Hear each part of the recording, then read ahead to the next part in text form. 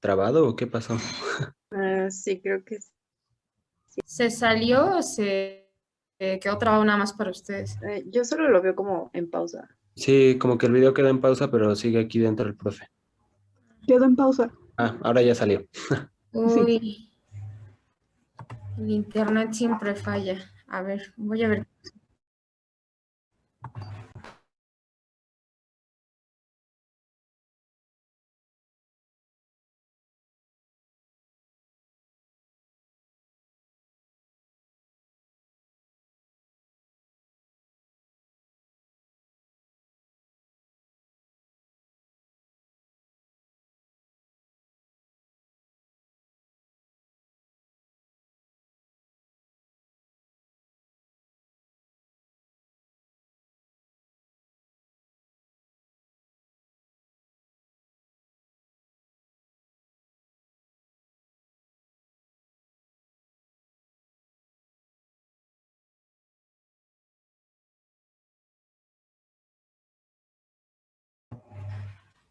Creo que se quedó sin internet porque pues no llegan los mensajes, pero a ver, esperaré un poco más. Le voy a marcar.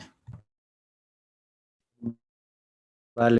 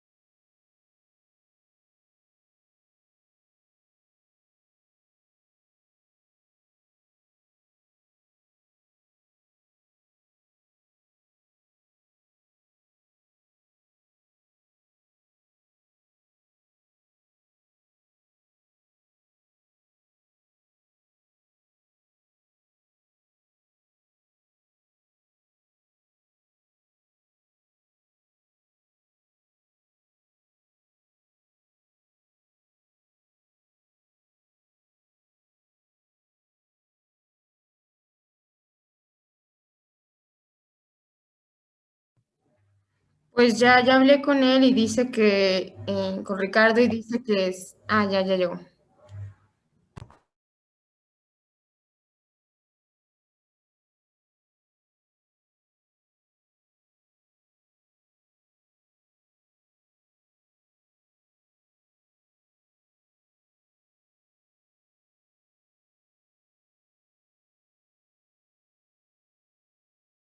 Ay, no. Hola. Hola, hola. Hola. Hola, buenas tardes. Ya están ahí de nuevo. Buenas tardes. Más bien yo estoy aquí de nuevo. Bueno, tuve un problema con mi señal, como pudieron ver. Me quedé fuera. Pues voy a continuar. Eh, no sé si sirva de algo, pero pues voy a apagar la cámara. Ajá. Y entonces nada más me van a oír. Ajá. A ver, entonces voy a apagar mi cámara. Ahí espero que todavía me estén oyendo. Ujú. Y entonces voy otra vez a compartir pantalla. Ajá. Aquí. Entonces les decía, no sé bien en dónde me corté, pero pues regreso sobre el ejemplo que les decía, es que no sabemos hasta qué punto nosotros ponemos en el conocimiento elementos para el conocimiento. Esa es la idea, ¿no? Que no nos damos cuenta de ello, ¿no? Y el ejemplo que yo puse en la clase pasada es el de un proyector que cobra conciencia y entonces decíamos probablemente no se dé cuenta de que él está lanzando la imagen. Y entonces, bueno, eso es lo que plantea justamente Kant, ¿no? Hasta este momento no se había planteado esa idea. Y yo les decía, bueno, en realidad en Hume ya podríamos decir que hay esa posición, ¿no? Una vez que se forma en nosotros el hábito o la costumbre, esta asociación firme, esta asociación fuerte con base en la experiencia repetida, nosotros ya proyectamos algo, ponemos algo en la experiencia. Ajá. Lo que va a plantear Kant, a diferencia de Hume, es que nosotros desde el principio, antes incluso de la experiencia, en el sentido estrictamente lógico, en un sentido lógico, ponemos algo. No es una reacción, no es una reacción natural, sino que es una, ¿cómo les diré? Desde un punto de vista estrictamente lógico, una necesidad lógica, no una necesidad física o fisiológica, más bien una necesidad psicológica, como le plantea Hume, sino que ponemos cosas en la experiencia, ponemos cosas en el conocimiento para poder conocer desde un punto de vista estrictamente lógico. Bueno, entonces, como dice Kant aquí,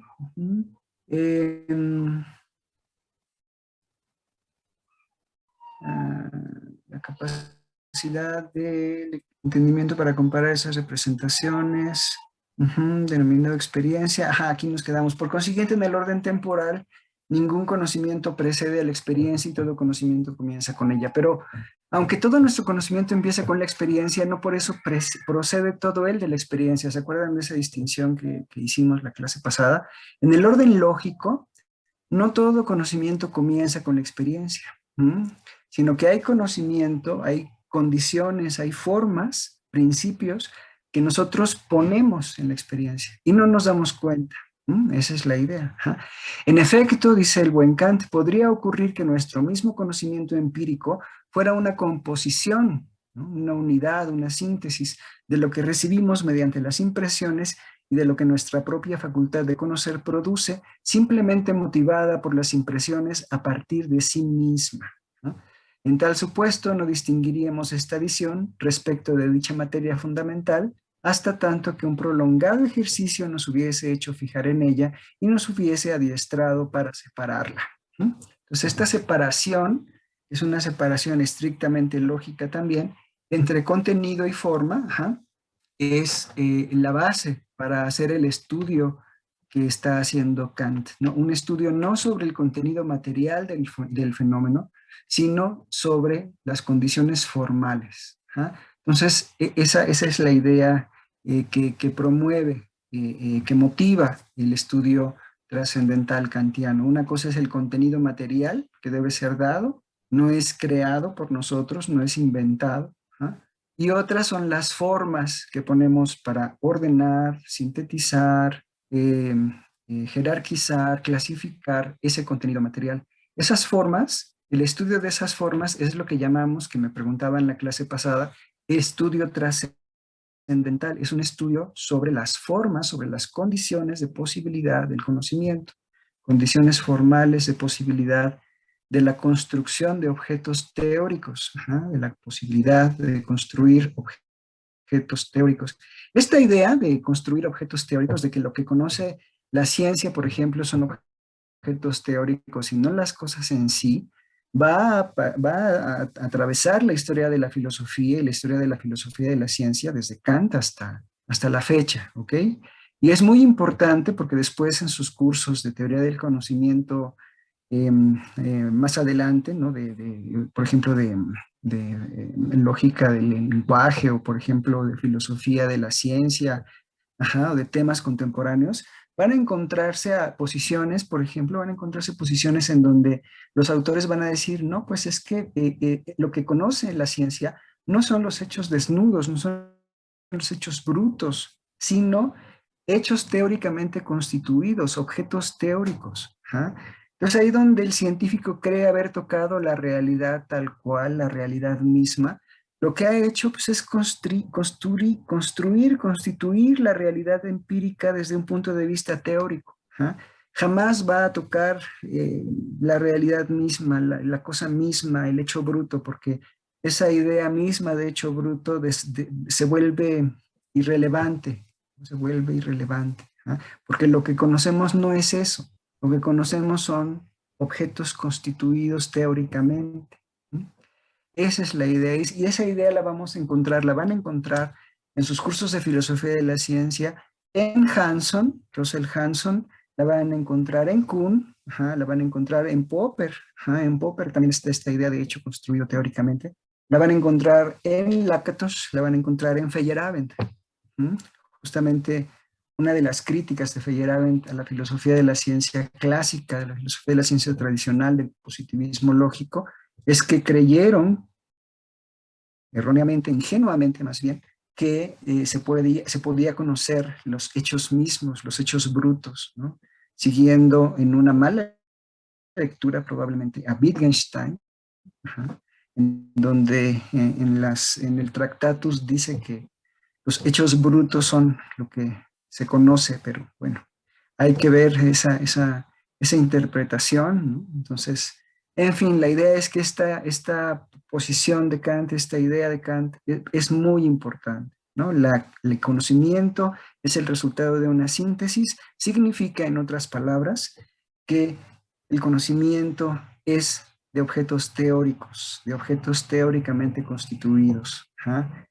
No es que se creen, no es que se inventen, porque, como dice Kant, la experiencia debe darnos el contenido material. Decía yo la clase pasada o hace 2 clases, cuando miro al sol y digo sol y lo conozco, no estoy creándolo. Estoy constituyendo el concepto, el objeto teórico, ¿no? En dónde está situado, cuánto mide, los grados de calor que produce, su edad, todo eso es un objeto teórico. Si el científico cree que está conociendo la cosa en sí, está muy equivocado. Estamos constituyendo al objeto desde nuestra posición teórica, desde nuestro horizonte, desde nuestro horizonte de interpretación, de nuestro marco teórico. Entonces, pues, que sea el sol como es en sí mismo, nunca lo sabremos, ¿no? Que sea la cosa misma, nunca lo sabremos, porque mientras más escarbemos, ¿no? Mientras más rasquemos en nuestra investigación sobre el sol, sobre la materia, sobre la luz, sobre el sonido, más encontraremos cosas para nosotros, objetos para nosotros, no como son en sí, sino como son en su relación con nosotros. Ese era el grave pecado que tenía la ciencia para Locke, ¿no? El conocimiento empírico, la ciencia empírica, no puede llegar a la esencia real de las cosas. ¿Recuerdan? El semestre pasado lo vimos, la esencia real se le escapa siempre. Por eso es que él plantea la probabilidad en las ciencias empíricas. Si no puede conocer la cosa en sí, si no puede conocer la esencia real de los objetos, de la materia, de la luz, pues entonces el conocimiento es probable. ¿Sí se ve? Pues no.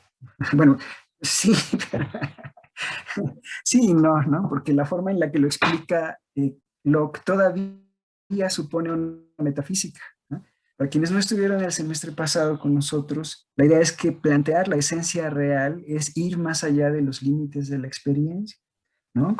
Justo como algo que Kant no está haciendo, ¿no? Justo lo que Kant no está haciendo. En cambio, en Locke, el problema de la probabilidad de las ciencias, sí, es un problema porque la idea es que jamás tendremos certeza absoluta sobre el conocimiento empírico, porque la esencia real de los objetos queda fuera, está definitivamente afuera de los límites de la experiencia. Esto para él no es sospechoso, no es en lo absoluto algo, pues no hay ninguna inconsistencia, pero para Hume sí, ¿no? Pues ¿por qué? Porque Locke nos había dicho que no debíamos ir más allá de los límites de la experiencia y postular entidades que no pudiéramos conocer, y sin embargo habla de la esencia real, ¿no? Habla de las propiedades primarias, ¿no? Como si hubiera una herramienta que pudiera acceder a eso y conocer, o sea, al mismo tiempo está cayendo en una contradicción, ¿no? Postulando la existencia, está haciendo metafísica, y además hablando de propiedades primarias, está haciendo algo que no debió haber hecho, suponiendo que se puede conocer algo que él mismo dice que no se puede conocer. Pues bueno, Hume plantea la probabilidad de las ciencias desde un punto de vista psicológico, desde un punto de vista naturalista, desde un punto de vista de la finitud del entendimiento, del conocimiento, y no desde el punto de vista de la metafísica, ¿no? De aquello que aparentemente existe más allá, ¿no? Kant lo va a plantear, como ya vimos, lo está planteando a nivel lógico. Si el conocimiento es determinación, de ello se sigue entonces que no podemos conocer lo indeterminado, no podemos conocer lo incondicionado, no podemos conocer la cosa en sí. ¿Ahí hay algún rastro de psicologismo? No. ¿Hay algún rastro de metafísica? No. En lo absoluto. En lo absoluto. Es un argumento poderosísimo. Es un argumento lógico, ¿no? Es un argumento muy seductor, ¿no? Y tan poderoso que ha pasado a la historia de la filosofía justo como este problema, ¿no? No podemos conocer la cosa en sí, entonces solo tenemos un conocimiento de objetos teóricos, un conocimiento hasta cierto punto parcial, finito, falible, en fin, ¿no? Esa idea, como les digo, se ha planteado desde distintas posiciones, desde distintas trincheras, como es en filosofía de la ciencia, en filosofía del lenguaje, y pues estamos viendo aquí justo cómo surgen, ¿no? Lo repito, ¿no? En efecto, podría ocurrir que nuestro mismo conocimiento empírico fuera una composición de lo que recibimos, es decir, de lo dado mediante las impresiones, y de lo que nuestra propia facultad de conocer produce simplemente motivada por las impresiones. Es decir, nuestras formas se asocian, se sintetizan, se reúnen con lo material, con el contenido material, y no nos damos cuenta, ¿no? En tal supuesto no distinguiríamos esta visión nuestra, ¿no?, respecto de dicha materia fundamental que viene de la experiencia, hasta que un prolongado ejercicio nos hubiese hecho fijar en ella y nos hubiese adiestrado para separarla. Todo el estudio trascendental consiste en mostrar que eso es posible separar lógicamente, no ontológicamente, no metafísicamente, sino desde un punto de vista estrictamente lógico, las formas, las condiciones formales del conocimiento de las condiciones materiales. ¿Sale? Bueno, entonces, ese es un punto que habíamos dicho que era necesario ver de la introducción. El otro tiene que ver con lo que Kant habla acerca de a priori, la noción de a priori, ¿sale? En eso me voy a concentrar ahora, a menos que alguien tenga alguna duda. No los estoy viendo, en algún momento ya no los veo, porque hice chiquita mi pantalla, pero bueno, si alguien quiere participar, si alguien quiere decir algo, en cualquier momento puede interrumpirme, ¿sale? Porque ya no encuentro los cuadritos estos en donde los veo, ¿no? Y luego veo que alguien levanta la mano o algo. Entonces, bueno, si nadie quiere comentar algo, entonces continúo. Hace unos años apareció un libro de un colega mío, se llama Álvaro Peláez, que habla sobre las nociones de a priori en la crítica de la razón pura, y él dice, pues por lo menos hay como, no recuerdo mal, pero como 18 nociones de a priori distintas, ¿no? Entonces, bueno, aquí nada más vamos a hablar de por lo menos 2 o 3, ¿vale? Pero bueno, no es que diga, no es que demerite el trabajo de mi colega, pero realmente pues es un trabajo muy bueno, pero digo, caray, ¿no? Son muchas formas de entender la noción de a priori en la crítica de la razón, ¿no? Es realmente un trabajo muy, muy bueno de análisis. Ahora solo voy a distinguir 3 de esas.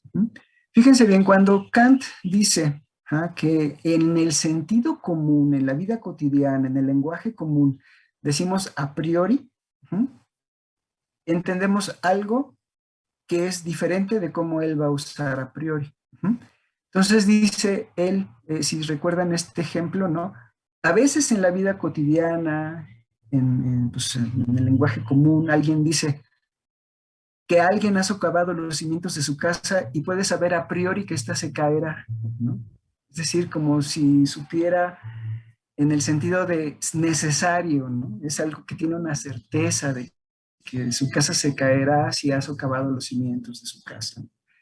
Esa noción de a priori, dice el buen Kant, no es la que yo voy a tomar aquí.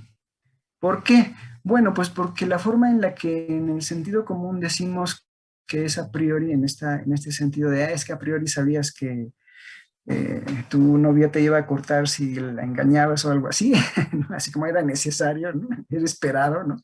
La idea es que requiere de la experiencia, ¿sí se ve? Requiere de la experiencia. Ajá.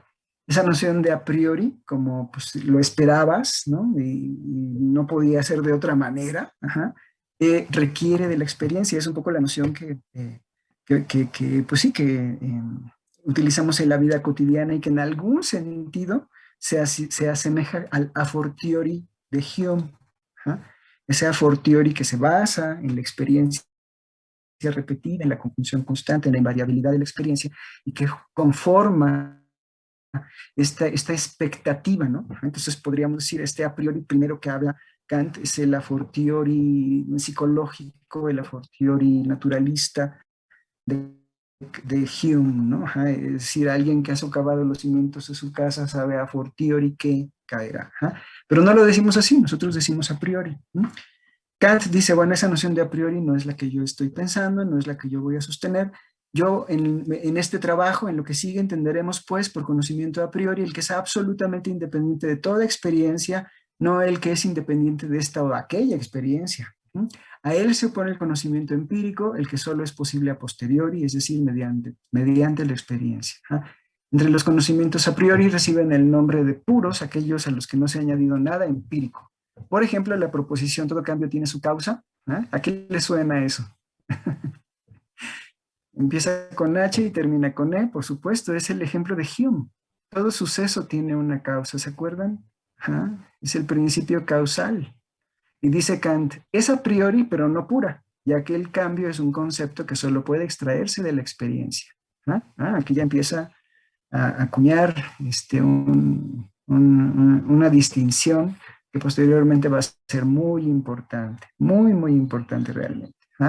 Esta proposición, todo cambio tiene su causa, todo evento tiene su causa, toda circunstancia, toda ocurrencia, todo comienzo de existencia tiene su causa, dice, es a priori, pero no es pura porque es el concepto que aparece en el sujeto de la frase, de la oración, el concepto que aparece en el sujeto gramatical, es un concepto que solo puede extraerse de la experiencia. Así, pues entonces es una afirmación, es un juicio sintético a priori.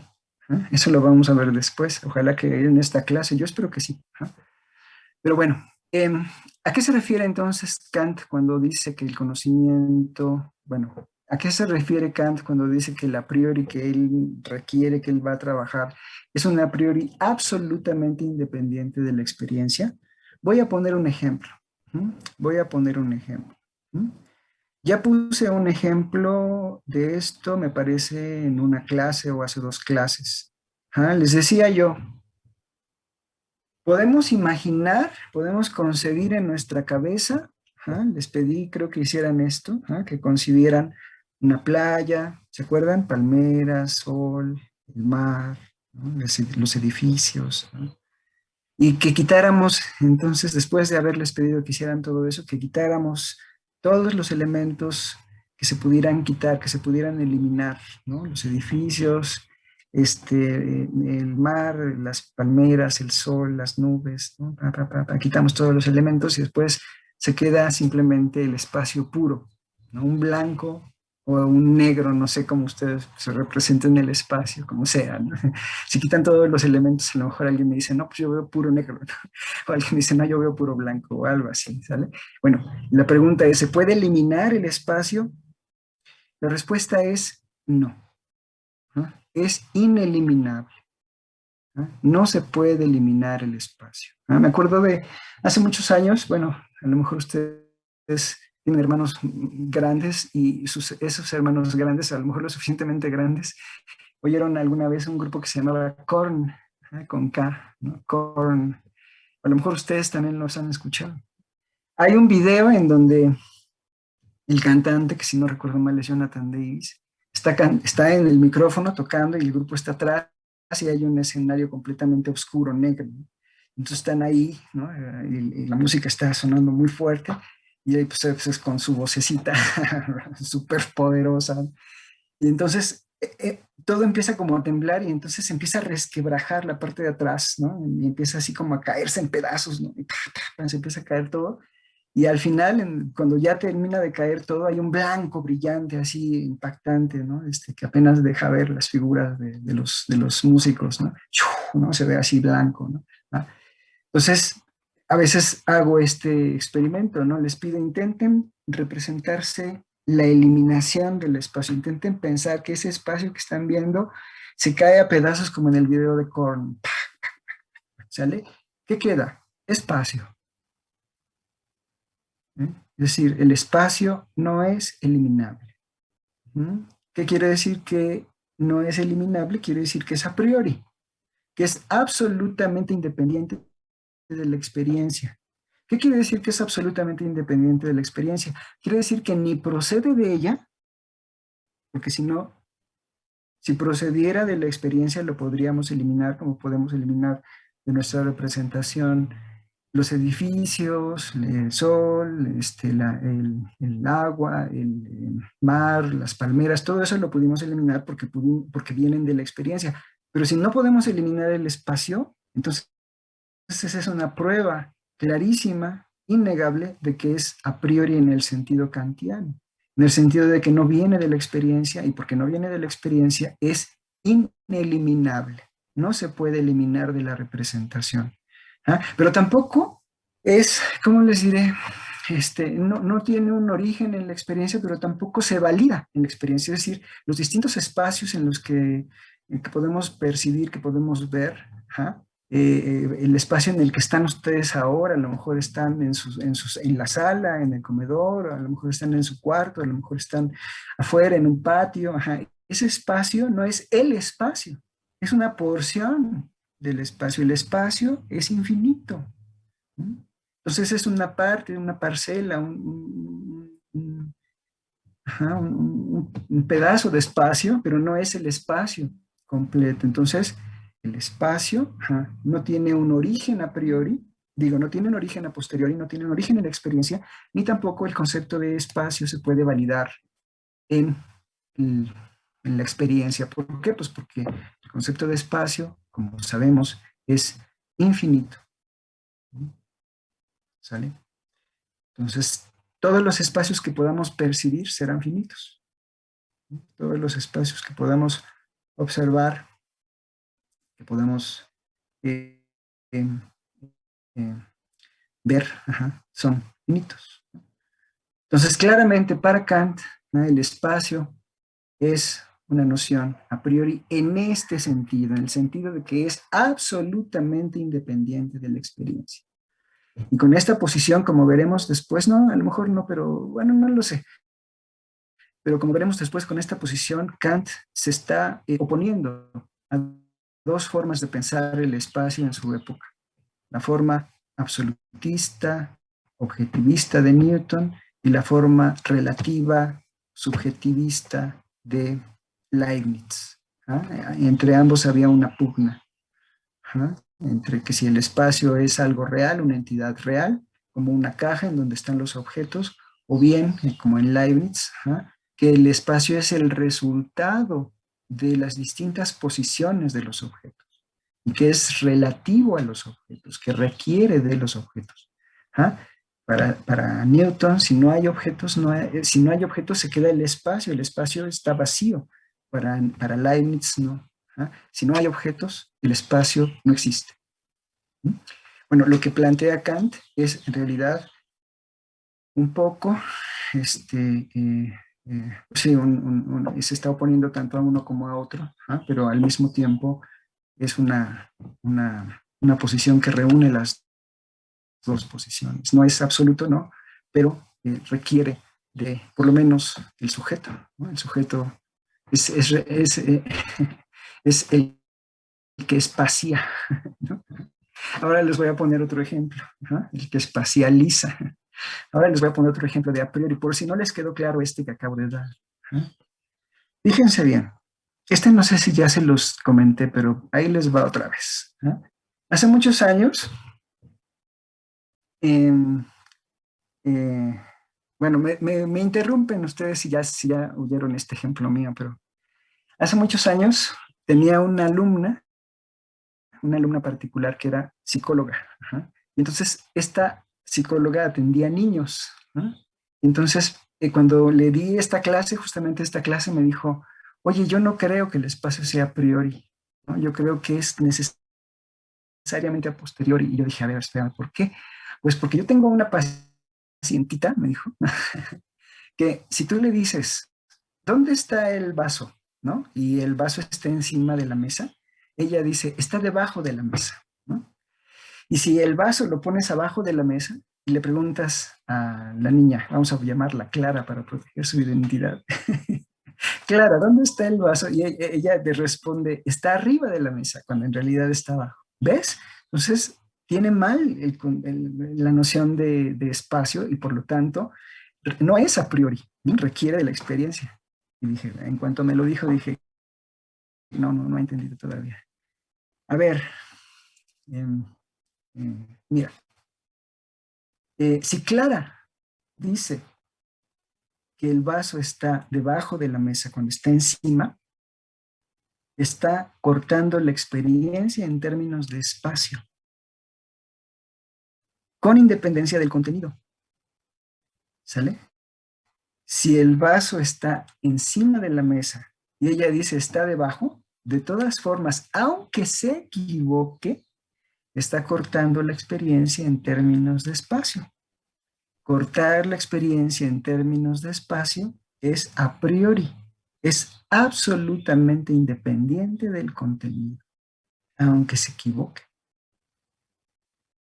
¿no? Es absolutamente independiente de toda experiencia. ¿Vale? Ah, ya lo entendí, me dijo. Ajá, ¿sí? Ahora, imaginemos el tiempo, ¿no? Imaginemos el tiempo. Dice Kant, bueno, vamos a suponer, no dice Kant, vamos a suponer que Clara, además, esta pacientita de mi alumna, que Clara, además, tiene problemas con el tiempo, ¿vale? Y entonces yo le pregunto,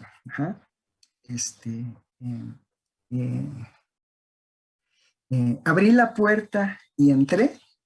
¿O entré y luego abrí la puerta? ¿No? Y entonces Clara pues dice, pues primero entró y luego abrió la puerta. Claramente eso no se puede. Entonces primero tengo que abrir la puerta, ¿no? Entonces la idea es cortar la experiencia en términos de tiempo, antes, después, inmediatamente. Esos términos es a priori, aunque Clara se equivoque.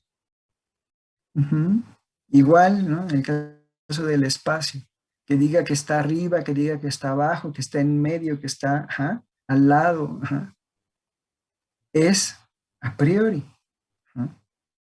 Cortar la experiencia en términos de espacio, cortarla en términos de tiempo, es a priori con independencia del contenido. En este momento, a Kant le tiene absolutamente sin cuidado el contenido.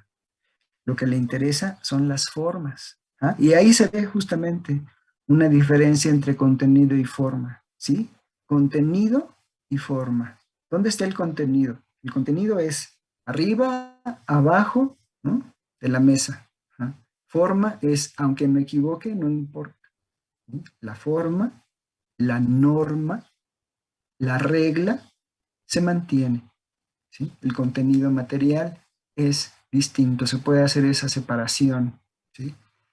Tal cual es este ejemplo, ¿no? Tal cual sugiere este ejemplo. Yo puedo distinguir de manera estrictamente lógica el contenido de la experiencia de la forma de la experiencia. El contenido de la experiencia es arriba o abajo de la mesa. La forma de la experiencia es, aunque me equivoque, la forma se mantiene. La forma es independiente de esta o aquella experiencia. Absolutamente, absolutamente. De toda experiencia. ¿Ok? Entonces, esa es la noción de a priori que está pensando Kant, no una noción de a priori que requiere, como dice aquí arriba, ¿no? Que requiere de la experiencia de haber tenido al menos una, ¿no? En el caso del estudio trascendental que está haciendo Kant ahora, esta noción de a priori es absolutamente independiente de toda experiencia, es la forma de la experiencia. Espacio y tiempo son las formas de la experiencia desde el punto de vista de la sensibilidad, es decir, desde el punto de vista de lo que recibimos, de la receptividad. ¿Sale? Es la red con la que el pescador sale y va a pescar. Se requiere para poder capturar algo. Eso que captura, digamos, en un sentido, como lo acabamos de decir, pues es el contenido material, pero sin la red no podríamos capturar nada. Bueno, espacio y tiempo son eso. Las categorías son también condiciones formales, que nos permiten no captar nada más, sino pensar, ordenar. Las que nos permiten captar las llama Kant condiciones de la receptividad, condiciones a priori de la receptividad, son el espacio y el tiempo. Las que nos permite pensar en los objetos las llama condiciones de la espontaneidad, es decir, de la acción, del actuar, es decir, condiciones del entendimiento. El entendimiento hace algo, no nada más recibe, sino que ordena, jerarquiza, une, ¿no? Por ejemplo, cuando digo la puerta es blanca, estoy uniendo dos cosas. ¿Cuál es la categoría que está detrás? Sustancia, propiedad. ¿No? Sustancia, propiedad. La puerta es blanca, es un contenido. Sustancia, propiedad son las formas, ¿sale? La puerta que estoy viendo ahora, en efecto, es blanca. Pero, ¿qué tal que soy daltónico y en realidad es gris? ¿Eso afectaría en algo las formas? La respuesta es no. ¿Y por qué no, Ricardo? Bueno, pues porque las formas del entendimiento, las formas de la espontaneidad, como la llama Kant, son absolutamente independientes de la experiencia, de toda experiencia.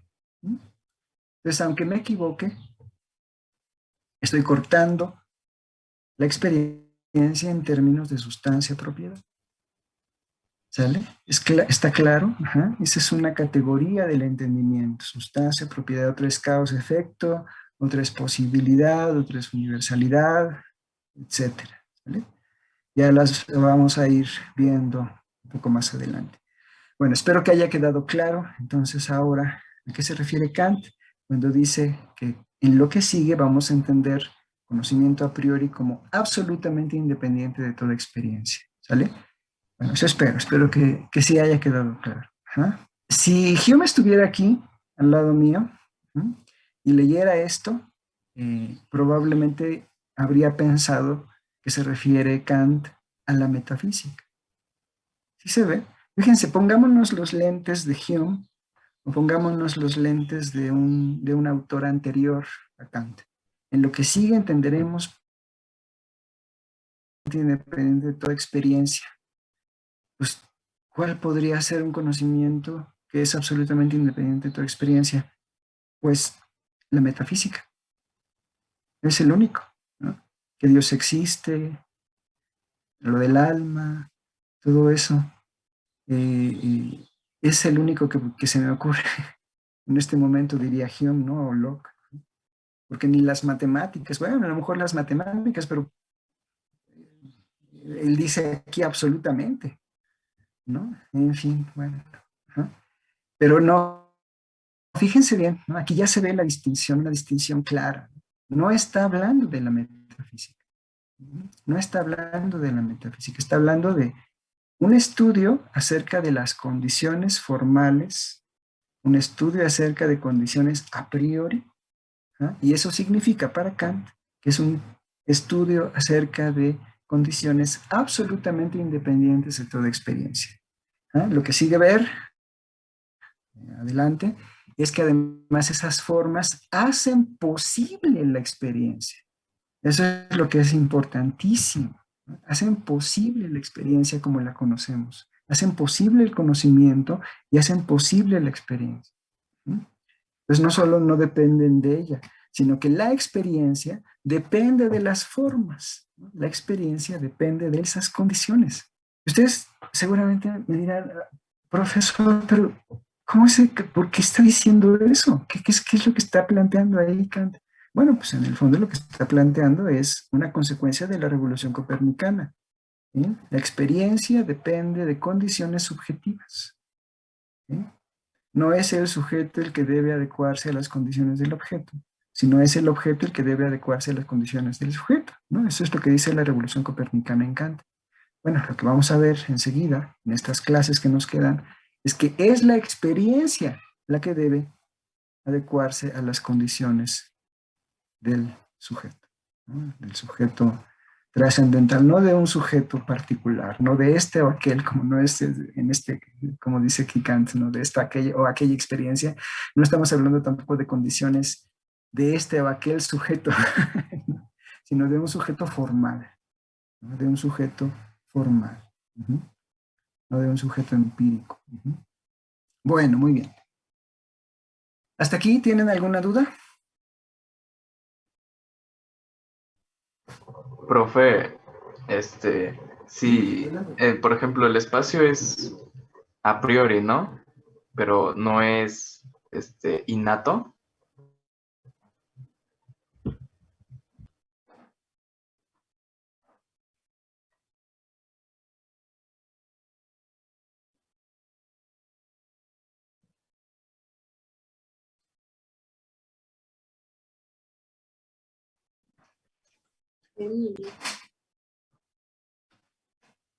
Sí, ya regresé. Fui por mi cable. Escuché la pregunta.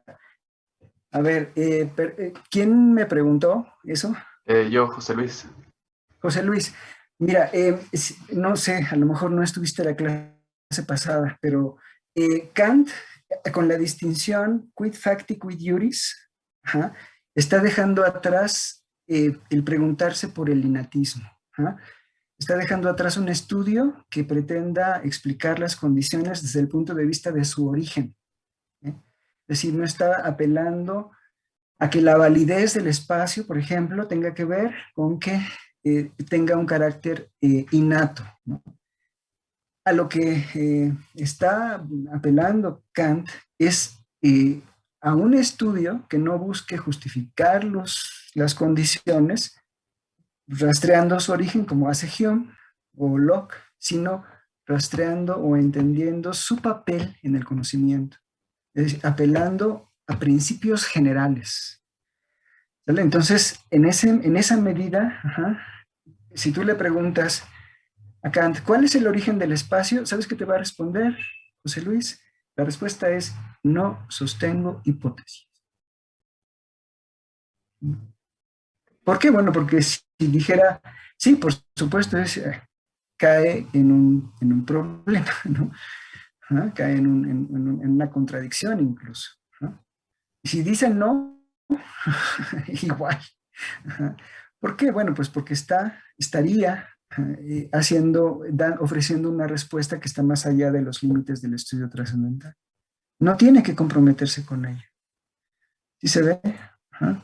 Imagínense que cuando se nos descompone en la casa un aparato, la tostadora de pan.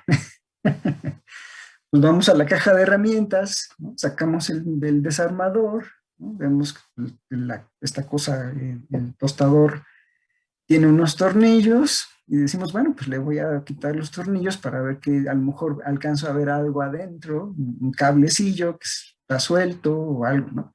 Voy por el desarmador, quito los tornillos, abro el tostador.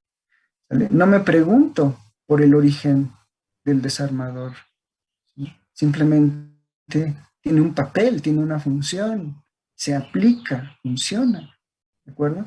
No me pregunto de dónde viene, ¿no? No en el sentido de dónde lo compré, ¿no? Sino su origen. Ajá, como para decir, bueno, podré utilizarlo, funcionará bien en este caso, ajá, si no sé de dónde viene o cómo procede, ¿no? Ajá, no. Esa es la idea un poco, ¿no? Un poco es una caricatura, ¿verdad? Pero la idea es, tenemos condiciones para el conocimiento, ¿no?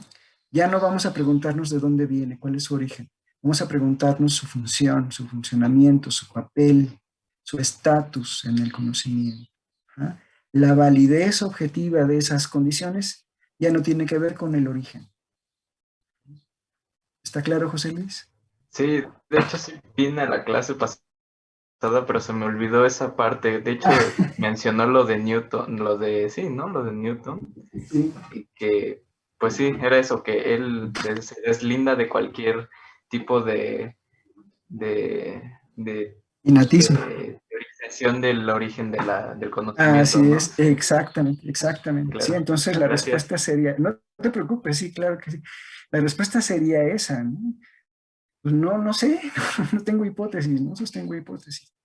Mi estudio no va en esa dirección. Igual, ¿no? Newton justo fue esa la respuesta y fue una sorpresa, porque pues todo el mundo esperaba algo como, pues ¿quién más va a ser la causa de la gravedad? Pues Dios, ¿no?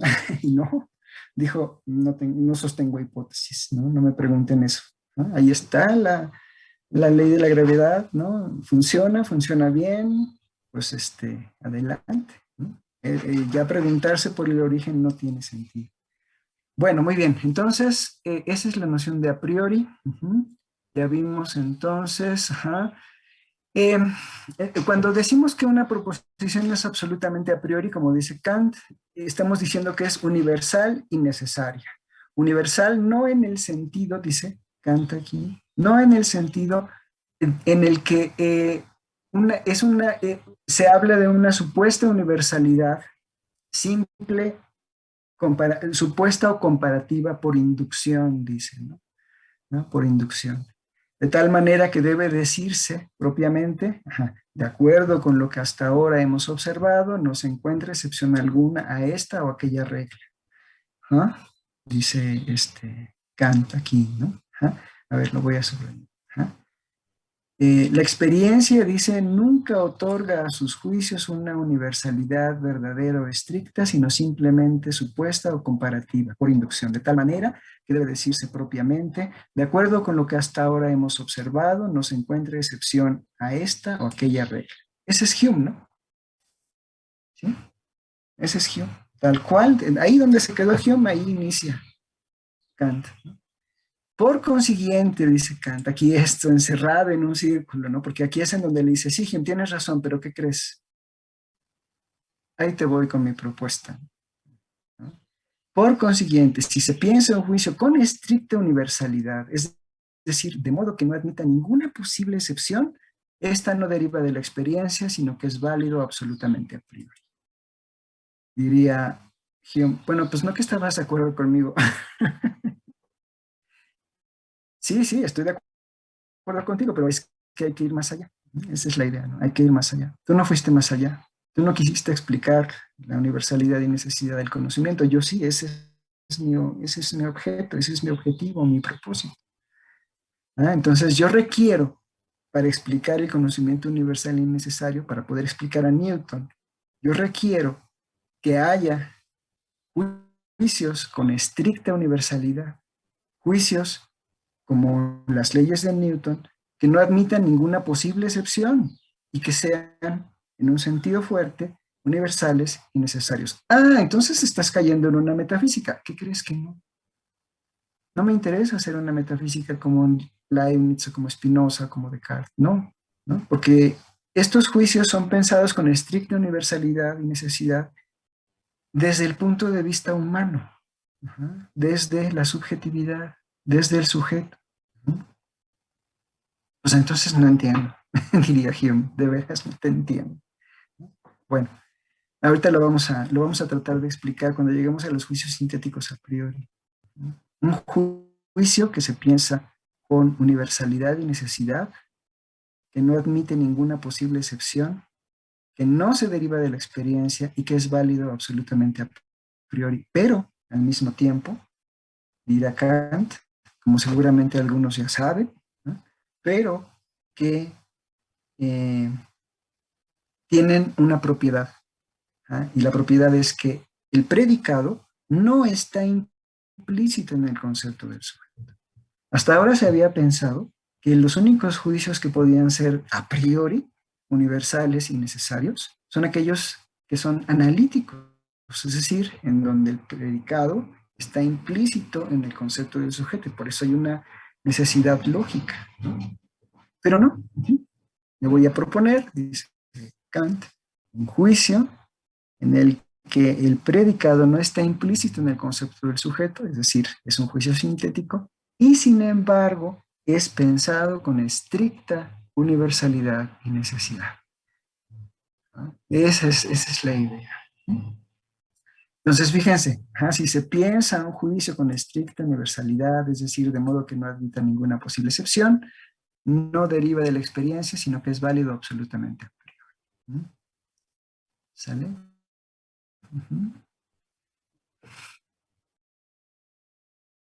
No, iba a poner ejemplos de esto, pero mejor no, mejor vamos a avanzar y espero llegar a los juicios sintéticos a priori para explicarlo.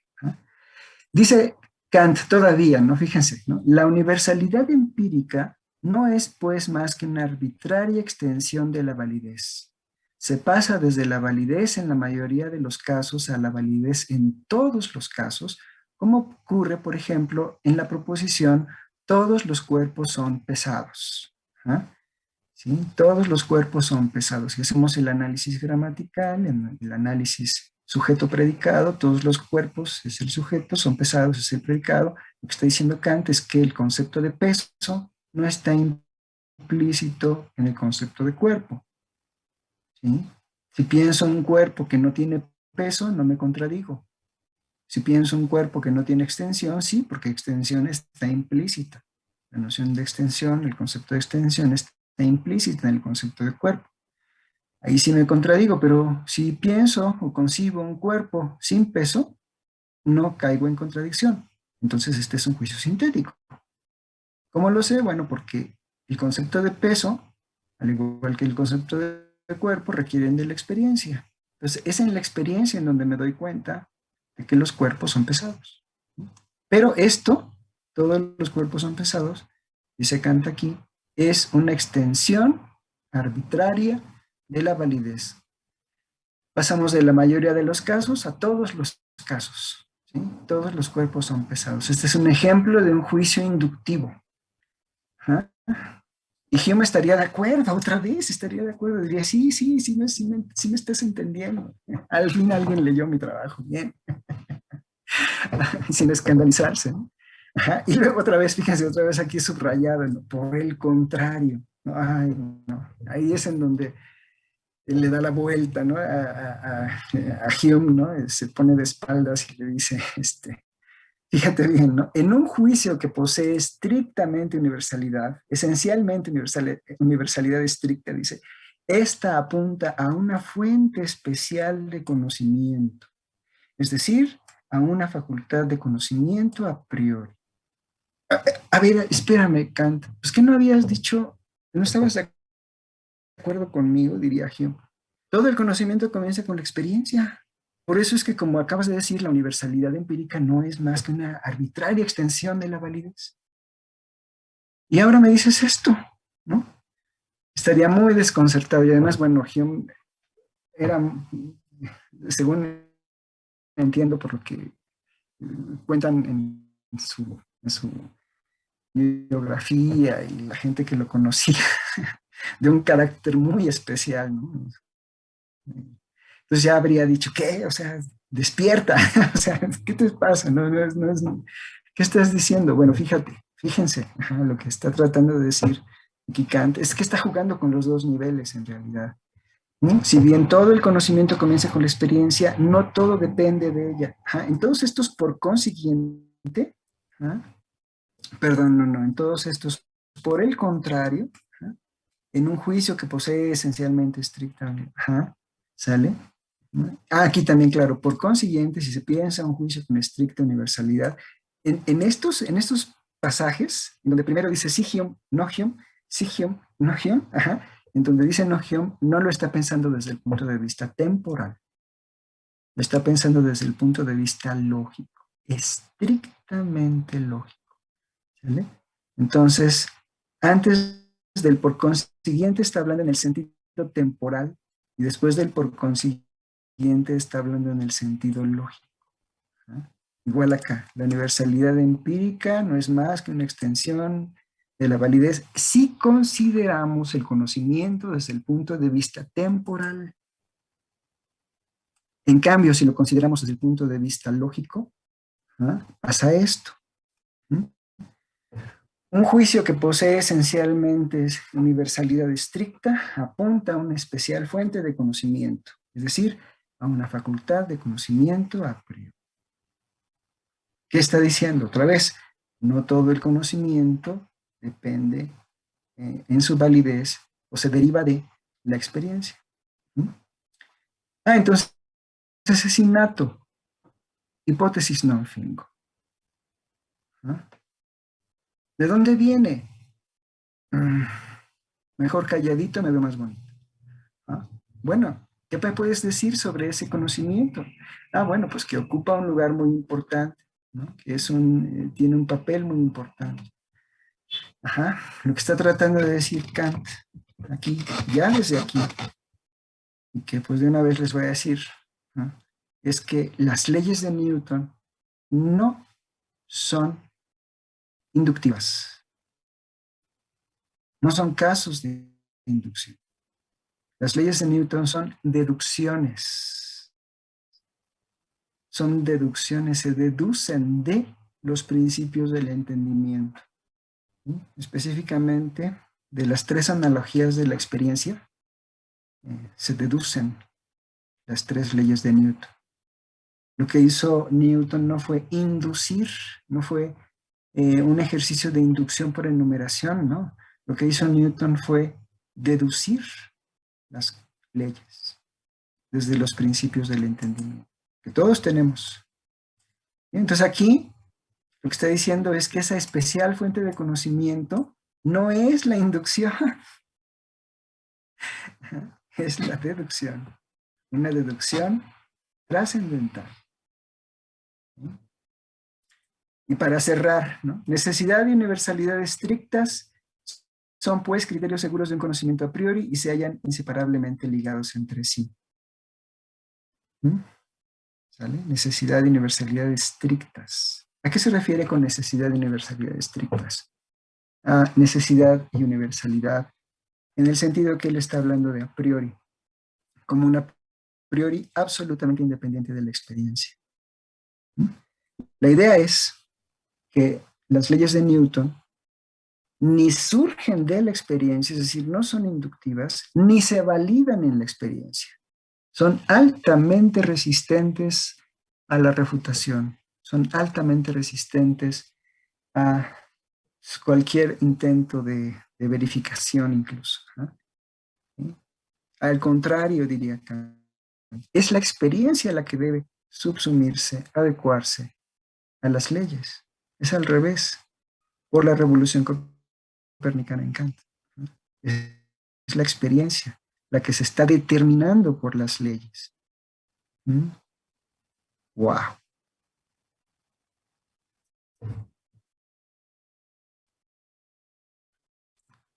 Realmente es una posición muy, muy interesante. Que bueno, como ya he dicho, no comparto. Pero la formulación siempre me es muy, ¿cómo les diré? Luminosa, o sea, qué bárbaro. O sea, en un momento en el que parecía que ya no se podía decir nada, llega Kant y dice esto. ¡Ay, qué bárbaro! Bueno, espero que ahí vayamos, poco a poco, ¿no? No se desesperen. Vamos poco a poco, pero sí, cuando entonces Kant habla de universalidad y necesidad, no se está refiriendo a un proceso inductivo. Es todo lo que está diciendo aquí. La universalidad y la necesidad de las que estoy hablando, universalidad y necesidad estrictas, son conceptos, son nociones que voy a manejar aquí en el trabajo, en el estudio trascendental, en la crítica de la razón pura, y no tienen como fuente la inducción, no tienen como fuente la experiencia. esta universalidad y necesidad son puestas por el entendimiento, ¿no? Desde un punto de vista estrictamente lógico, ¿no? Lo subrayo todo el tiempo desde un punto de vista estrictamente lógico, ¿sale? A lo mejor ahorita todavía no queda claro a qué me refiero cuando digo estrictamente lógico, ¿ah? Pero para allá voy, hacia allá me dirijo, ¿sí? Por ejemplo, rápidamente en el ejemplo en el que Clara, la pacientita de mi alumna, corta la experiencia en términos de espacio, aunque se equivoque en el contenido, ¿no? Aunque se equivoque, a eso me refiero, ¿no? Desde un punto de vista estrictamente lógico, corta la experiencia en términos de espacio, ¿sí? Se equivoca, sí, eso es cierto, es evidente, pero estrictamente lógico, de manera estrictamente lógica, está aplicando las nociones de espacio. Y es necesario. Es a fortiori, como en Hume. No, porque no está hablando de un origen, no está hablando de una necesidad física, fisiológica, de una necesidad psicológica, está hablando de una necesidad en un sentido estrictamente lógico. Otra vez apareció esto, estrictamente lógico. Pero bueno, hacia allá vamos, hacia allá nos dirigimos. Bien, bueno, entonces, bueno, esta parte es genial, ¿no? Esta parte es genial también. Es fácil mostrar que existen realmente en el conocimiento. Sí, porque bueno, dice, bueno, en el entendimiento humano hay conocimientos a priori en el sentido que acabo de decir, ¿no? Universales y necesarios, estrictamente, en un sentido estrictamente lógico, ¿no? Y dice que no son inductivos. Acabar pronto, ¿no? No son inductivos. Aquí no lo dice, pero debería haberlo dicho. Bueno, su editor le pudo haber dicho, oye, ¿por qué no dices de una vez ahí? Esa fuente de conocimiento es la deducción. Bueno, alguien podría haberle dicho también, pues pone ejemplos, ¿no? Y bueno, eso sí hace.